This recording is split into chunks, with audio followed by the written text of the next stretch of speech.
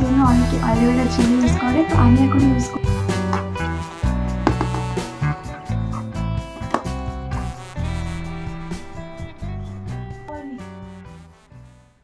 Hello everyone, আমি টিয়া। আমার রুটিন ব্লগে তোমাদের সবাইকে অনেক অনেক ওয়েলকাম। তো আজকে আমি তোমাদের সঙ্গে যেটা শেয়ার করব আমার প্যাম্পায়ার রুটিন, যেগুলো আমি মোস্ট অফ দ্য টাইম করে থাকি সেগুলোই তোমাদের সঙ্গে শেয়ার করব, আর কিছু দেখাবো না।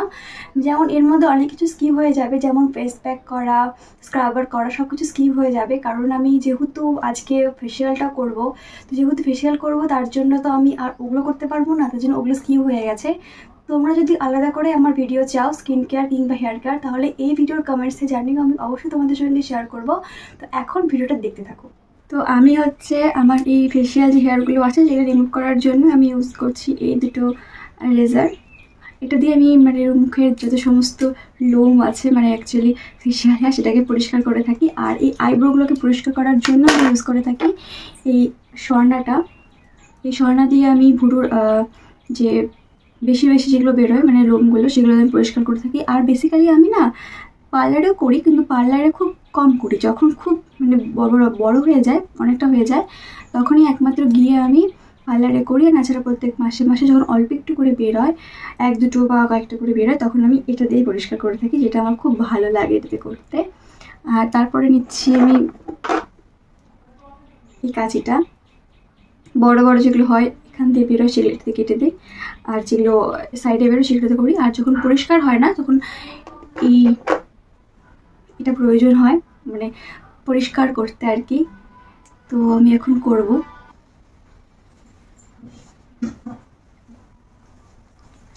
তো আমি ফেসিয়াল রিমুভ করার জন্য অনেকে অ্যালোভেরা জেল ইউজ করে, তো আমি এখন ইউজ করব অলিভ অয়েল। অলিভ অয়েল না, যে কোনো অয়েল ইউজ করলেই হবে। অ্যাকচুয়ালি অ্যালোভেরা জেলটা আমার শেষ হয়ে গেছে, ওটা নিয়ে এখন তো আমি সেই জন্য ইউজ করছি একটা তেল, যেটা লাগিয়ে আমি এখন পরিষ্কার করব। এখানে আমি গোটা মুখে ভালো করে তেলটা লাগিয়ে দিলাম। অ্যালোভেরা কিংবা তেল দুটো ইউজ করা যায়, কিছু না দিলে আবার কেটে যায়, রাফ থাকলে স্কিনটা কেটে যায়। এরপরে প্রথমে আমি কপাল থেকে শুরু করছি। আর দেখো কত লোম উঠছে। গোটা মুখে ভালো করে লোমটাকে উঠিয়ে নিয়ে এরপর আমি আইব্রো করে নেব, আর সর্না দিয়ে ছোট ছোট লোমগুলোকে ভালো করে উঠিয়ে নেব। তারপর আমি এখানে ইউজ করব নিমপাতা বাটা রস। এই বোতলে আমি 2 সপ্তাহের জন্য স্টোর করে রাখি। আর গরমে অনেক স্কিন ইনফেকশন হয়, যার জন্য আমি এটা লাগাই। আজকে বিশেষ করে লাগাচ্ছি। ফেসিয়াল হেয়ার রিমুভ করলাম তার জন্য, যেহেতু ব্লেডটা স্টিলের, তো কিছু প্রবলেম হতেই পারে তার জন্য। মেহেন্দি করেছিলাম চুলে, তার জন্য আঙ্গুলগুলো সব লাল হয়ে গেছে। আর এই হাতের পায়ে সব নেল পালিশ আমি রিমুভ করে দেবো, নতুন করে পরবো তার জন্য। আর এই গ্রিন কালারটা আর ব্ল্যাক কালারটা পরবো আমি জানো তো নেল পলিশের কালারটা খুব চেঞ্জ করি, খুব এক কালার বেশি দিন রাখতে ভালো লাগে না। তার জন্য হাতের নেল পালিশ রিমুভ করার পরেও হেনার যে লাল ভাবটা থাকে, সেই কালারটা আমার নখের মধ্যে রয়ে গেছে।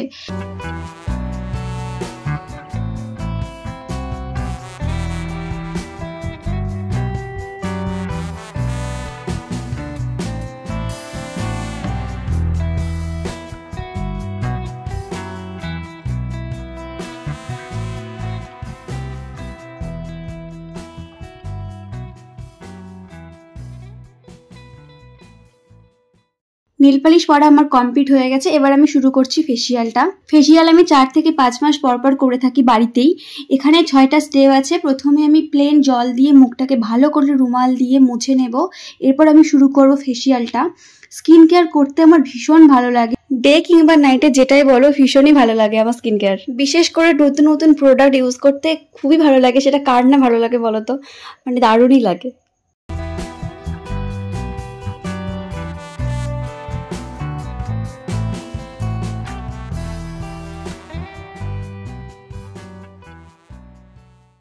মুখে ফেসিয়াল করা আমার কমপ্লিট হয়ে গেছে। এবার আমি চুলটা কাঠে চিরুনিতে ভালো করে আঁচড়ে নেব। এখন আমি করব চুলের ট্রিমিং, কারণ প্রত্যেক মাসে মাসে আমি চুলের ট্রিমিংটা করে থাকি। এতে চুলের আগা ফাটে না, লম্বা হয়, হেলদি থাকে, চুলটাও অনেক সুন্দর লাগে দেখতে। তোমরা দেখতেই পাচ্ছ স্ক্রিনে।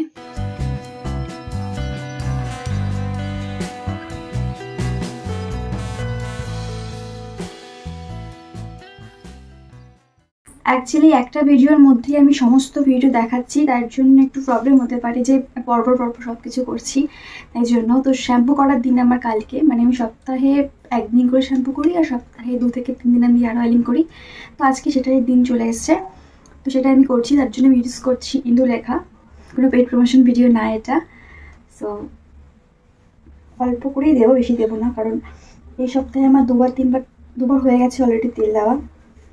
তো সেই জন্য একটু একটু করে তেল দেবো, বেশি দেবো না, কারণ বেশি আবার তেল দিয়ে দিলে না শ্যাম্পু করতে খুব প্রবলেম হয়। এভাবে ওটা চুলে দেবো। আর এর মধ্যে আমার ক্যাস্টর অয়েল মেশানো আছে, তো আলাদা করে আমি ক্যাস্টর অয়েল দিচ্ছি না, এটার মধ্যে আমি মিশিয়ে দিয়েছি, যেটা খুব সুবিধা হবে আর কি জন্য। এবারে ভালো করে তেল দেওয়ার পরে 10 মিনিটের মতো ম্যাসাজ করব মাথাটা। এভাবে ম্যাসাজ করলে না ব্লাড সার্কুলেশন ভালো হয়, যাতে হেয়ার গ্রোথটাও ভালো হয়। এখন চুলটাকে আমি বেঁধে নেব, পরের দিন শ্যাম্পু করব। আমি পরের দিন শ্যাম্পু করি না, যদিও ভিডিওটার জন্যই করেছি। আমি সপ্তাহে 2 দিন থেকে 3 দিন তেল দিই, আর সেটাকে আমি সপ্তাহের মতো রেখে দিই, সপ্তাহে 1 দিন করে আমি শ্যাম্পু করে থাকি। পরের দিন হয়ে গেছে আমার শ্যাম্পু। এখন আমি স্কিন কেয়ার করবো, যেগুলো আমি স্কিন কেয়ার করি স্নানের পরে সব স্কিন কেয়ার করে নেব। স্কিন কেয়ার করে নেওয়ার পরে আমি চুলে একটা সিরাম ইউজ করি, সেই সিরামটা আমি গোটা চুলে ভালো করে অ্যাপ্লাই করব। যখন চুলটা আমার 20% শুকিয়ে যাবে তখন আমি সেটা অ্যাপ্লাই করব। এতে আমার চুলের গিট তাড়াতাড়ি ছাড়ে, চুলটা তাড়াতাড়ি আঁচড়ানো হয়ে যায়। তো এখন আমি চুলটাকে নর্মালভাবে শুকিয়ে নেব। আমি কোনো হিটিং টুল ইউজ করি না, এটা আমার ভালো লাগে না করতে। আমি নর্মাল ফ্যানের হাওয়াতে শুকিয়ে নিই, আর ঠান্ডার দিনে আমি রোদে শুকাই। এটাই ছিল আমার নর্মাল বেসিক একটা রুটিন। তাছাড়া আমি আগেই বললাম প্রথমে আমার অনেক রুটিন স্কিপ হয়ে গেছে ভিডিওতে। তো ভিডিওটা এই পর্যন্ত, যদি ভালো লেগে থাকে চ্যানেলটিকে সাবস্ক্রাইব করে পাশে থেকো, আর দেখা হচ্ছে পরের ভিডিও। ততক্ষণ ভালো থেকো, সুস্থ থেকো।